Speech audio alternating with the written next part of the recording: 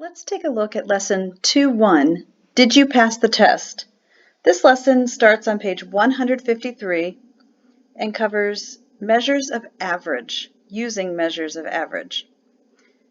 Slide down to about halfway through the page where it says classwork. In this lesson, we're going to look at exams in a math course. How do you prepare? How is your grade for the exam determined? What impact does this score have on your grade in the course? How does an instructor determine how well the class as a whole understood the material? So let's talk through some of these questions. We won't write all the answers down to these, but number 1 says, what are some strategies you use to prepare for an exam? What are some strategies that you all use? Hopefully you study.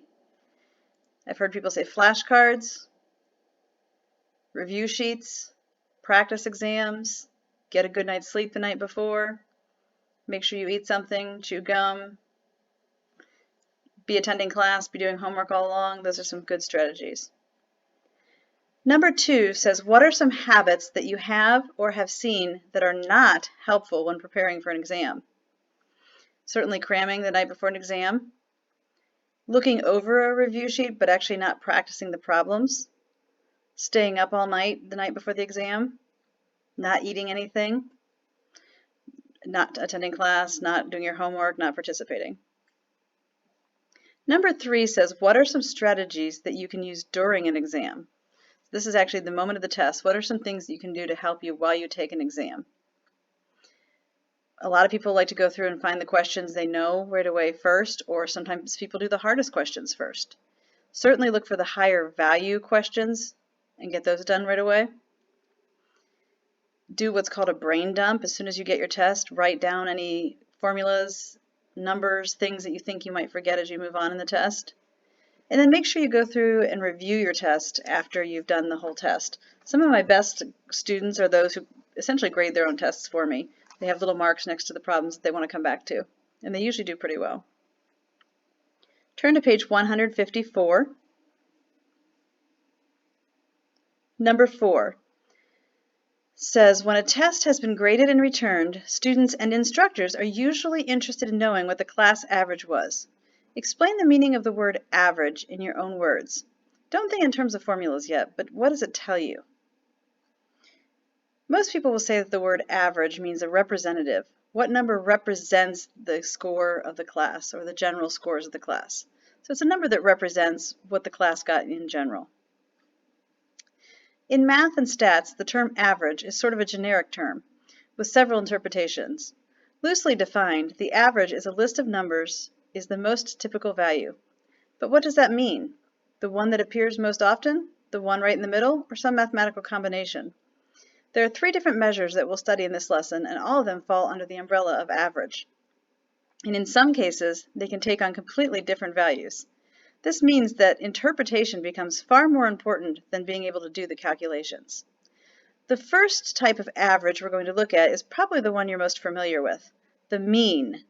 The mean of a set of numbers is what you probably think of as the average. You find it by adding all of the numbers and then dividing by how many there are on the list. So let's take a moment to find the mean of the test scores on exam 1. So go to the exam 1 list, add all the scores. So we have 1, 2, 3, 4, 5, 6, 7, 8, 9, 10, 11, 12, 13 scores. Add all of those up in your calculator.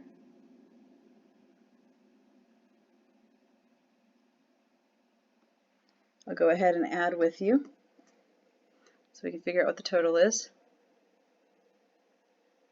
We have 80 plus 77 plus 68 plus 81 plus 96 plus 54 plus 75 plus 81 plus 71 plus 89 plus 56 plus 81 plus 92. I have a total score of 1001. So to find the average or the mean, we're going to take 1001 divided by, how many scores did we say there were? I believe we said there were 13 scores. So divided by 13, which gives an average of 77%.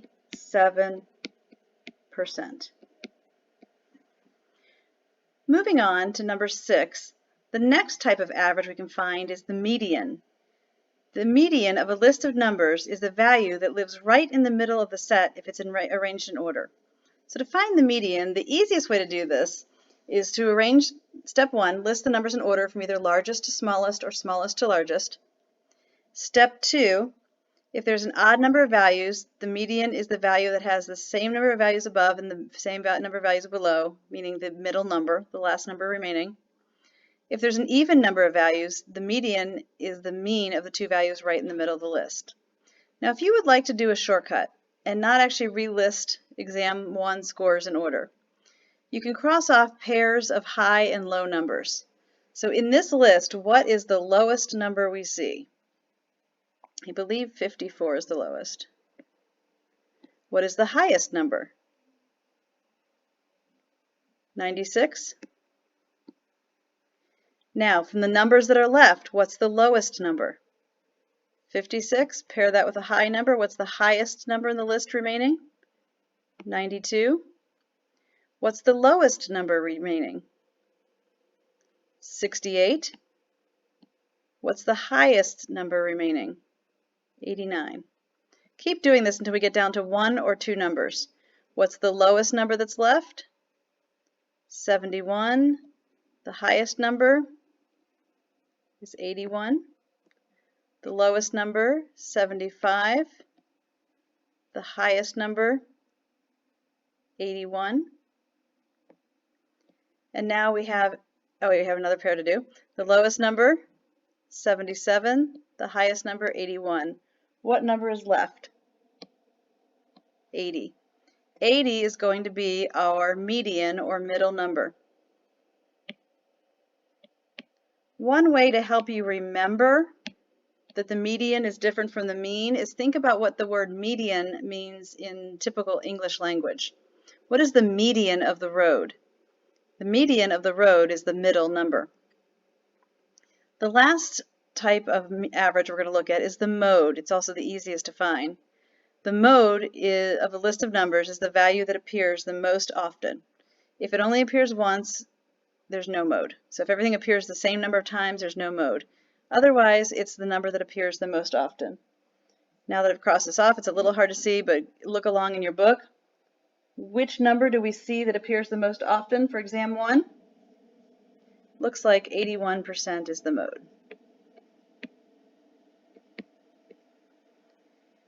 So let's think about how an instructor might use these 3 scores.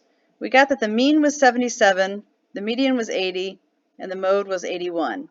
If the instructor wants to convince students that they need to study more and do better on the next test, which score might they use?